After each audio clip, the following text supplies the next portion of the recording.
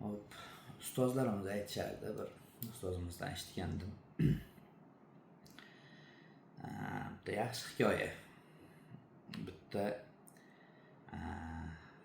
odam bor ekan, 10 yil vaqtini sarflab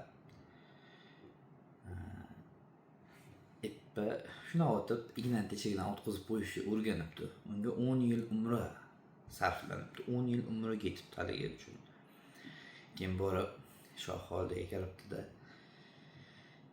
Shuni o'rgandim deb shoh holdida o'sha ninadan ipni o'tib o'tkazib beribdi. Haligi shoh ko'rib, "Malades, qoyil. Bunga 10 ta tilla tanga beringlar" debdi. Va orqasidan 100 darra uringlar degan ekan. Shundan keyin shu vazirlar, yo'q atrofdagilari so'rashganda, "Nimaga shohim bunaqa bo'lyapti? Siz unga 10 ta tilla tanga beryapsiz, orqasidan 100 darra uryapsiz. Shundoq qobiliyatga, shunaqangi ishlar o'rgangan degan ekan.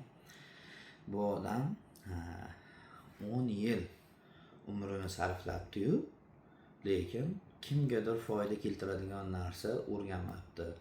Hattoki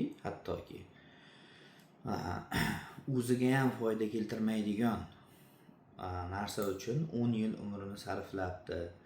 Shuning uchun bunga 100 darra uryapmiz degan ekan.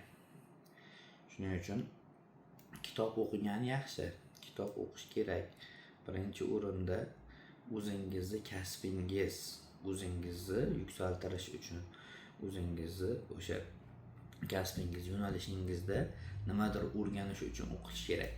Keyingisi keyin tafakkurni oshirish uchun, fikrlash doirasini kengaytirish uchun, xulosa chiqarish uchun o'qiladi.